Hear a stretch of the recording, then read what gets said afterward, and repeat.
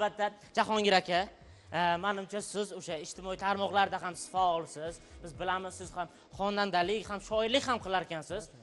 Juda 600 ga yaqin qo'shiqlar egasi deb aytishdi. Agar adashmasam, yo'q, she'rlar 600 ta bo'lgan, qo'shiqlar 600 ta she'rlar muallifsiz. Ha, ha. Qaysi masalan shoirlar bilan ham, masalan qo'shiq xonandalar bilan ham ishlab turasizmi? O'zi kimlar bilan ko'proq bir ijodiy bog'liqlik bor? Yo'q, ijodiy bog'liqlik bor. Ustozimiz Mirza Karim aka shoirlik bo'yicha. Mirza Karim akadan ko'p narsa o'rganganmiz. O'zimda avtorskiy qo'shiqlarim bir 30 ga yaqin bo'ldi. Endi 10 tasini berganman ijtimoiy tarmoqqa. Xohlasa qolganini ham bermoqchiman. Aka, xullas dastur boshida bir suhbatlashganimizda aytdingiz, menda shoirlikka o'zi bolalikdan muhabbatmi desam, menga shoirlikka bo'lgan muhabbat mana suyukli, har bir insonni qaysidir ma'noda o'g'il bola oldida turadigan eng yaqin insoni, eng yaqin do'sti bu otasi bo'ladi. Otam yo'qotganimdan so'ng shoirlikka muhabbat boshlandi. Qalam oldim, otam yo'qotganimdan so'ng dedingiz. Bu qay darajada sizga ta'sir qildi? O'zi savol uchun rahmat.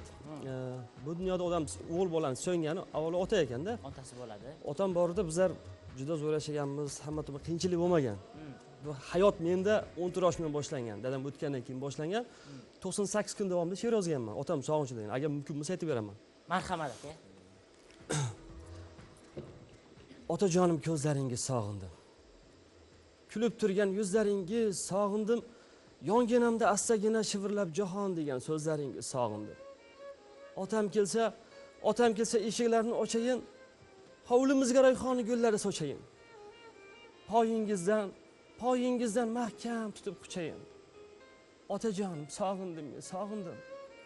Mehribonim, sog'indim. Otajon, ketdingiz, bizlar yosh qoldik. Beshafqat hayotni zahrini tortdik. Ba'zida yig'ladik, ba'zida kuldik. Lekin mag'rur tursak-da ayrildik biroq.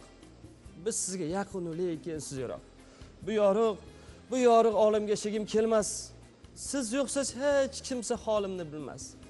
Bilsa ham sizdayin panohga olmas.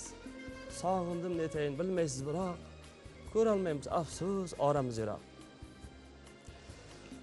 Nihoyat. Jasur aka